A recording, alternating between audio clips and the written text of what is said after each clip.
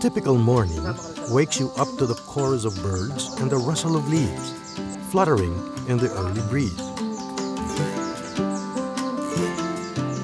The breeze is gentle and carries with it a taunting aroma of fresh brew simmering in a kettle not too far from where you lie.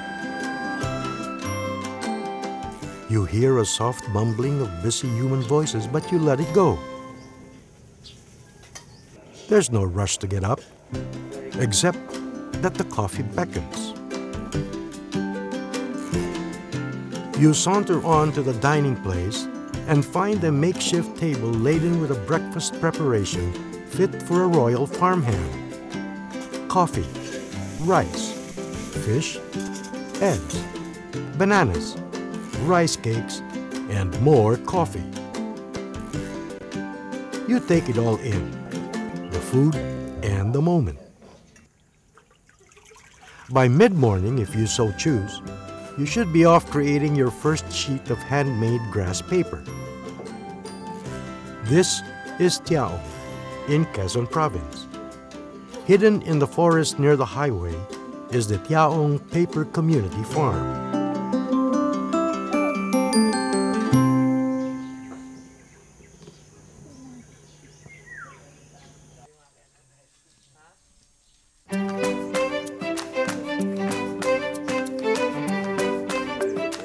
Luis Stewart is a paper maker, one of the Umali Stewart family that separately own and manage this 50-hectare refuge for Tiaong's indigenous wildlife.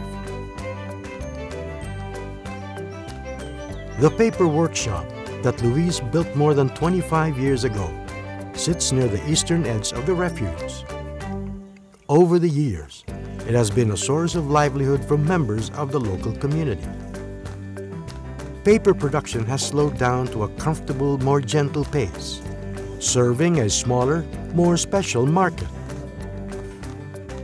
Today, the Tiaong Paper Community Farm opens its gates to backpackers and travelers ready for a breather from life's furious and relentless cadence.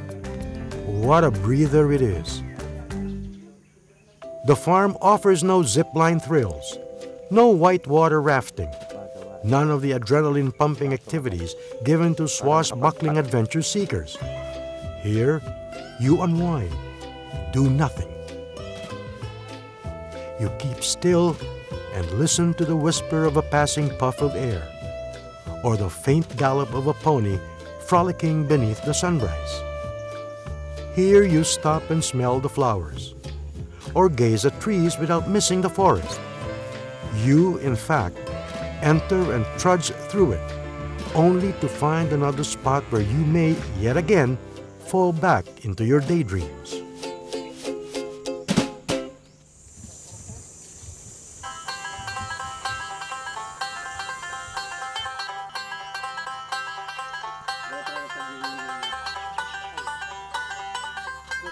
This farm is a dude ranch, and as dude ranches go, customer service and amenities are narrowed down to bare essentials: bamboo floor and native mats, foam mattresses and tents for a fee, 3 meals a day plus snacks, and a common toilet and bath. You fetch your own water.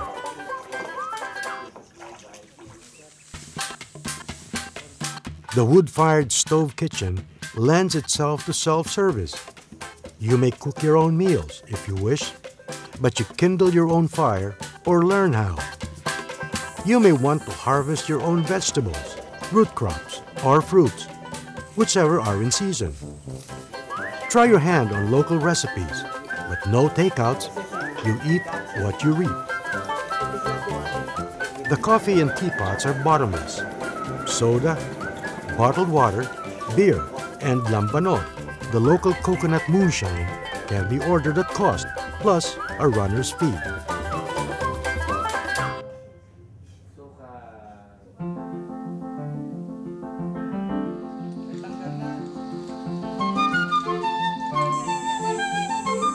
The farm staff is ever present to attend to your simple needs, to answer your questions and show you the way, to prepare your meals, and to walk you through the basics of farm living. Engage them in conversation and learn how they cope with daily rural life. You may be in for a few surprises. You may also want to learn the rudiments of paper making. The old hands will be happy to share their expertise. By the end of the day, you will have created your own sheets which you can take home as souvenirs. If you're lucky and the mood strikes them, the staff might gather friends around to regale you with beautiful Tagalog folk songs to usher in the evening.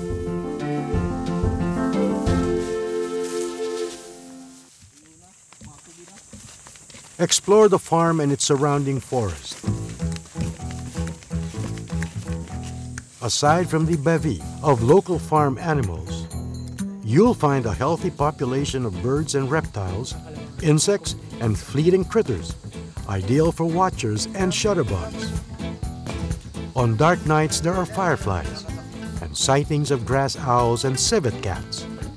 Do keep your SLRs handy in case of close encounters. If Exotica Botanica is your cup of tea, the farm does not run short. There are areas with 50 years worth of wild forest growth. Hibiscus, bromeliads, ferns, and palms abound. There are stands of cacao and coffee, mangoes and rambutan, all manner of fruit and wood trees growing wild, medicinal herbs and wild grasses.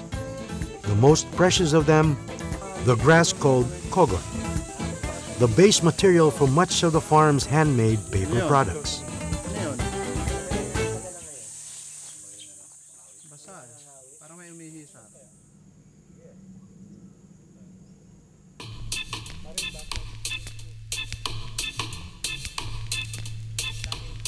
You wander uphill and come upon a clearing.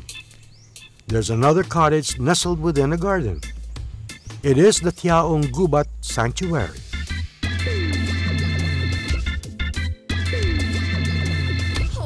This is Conchita's turf, Luis's younger sister. On Bob Marley's birthday every year and occasional full moon nights, reggae concerts are held here, attracting increasing numbers of reggae enthusiasts from Manila and neighboring provinces.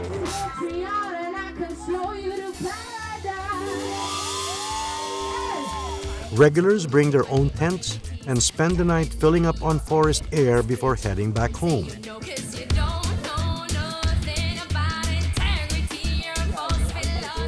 Rooms are sometimes available here for a few nights' stay.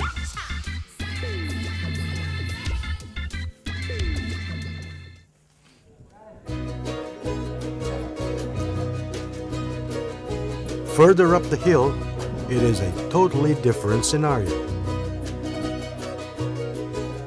This is Pulang Lupa, at the northwest end of the refuge.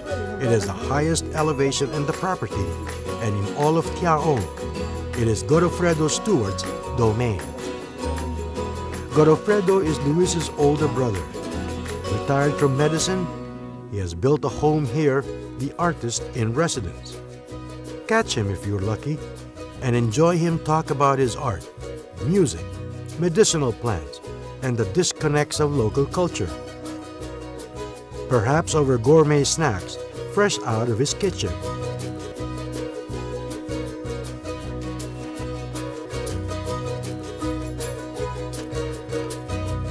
Pulang Lupa, named for its reddish soil, offers a 360-degree panorama of the surrounding towns and a commanding view of Quezon Province's two proud mountains, mythical San Cristobal and the sacred Mount Banahaw. After taking in the view, look inside and discover Pulang Lupa's other visual symphonies, the architecture melting into sculptures, paintings, and murals, inviting the curious and wondering eye.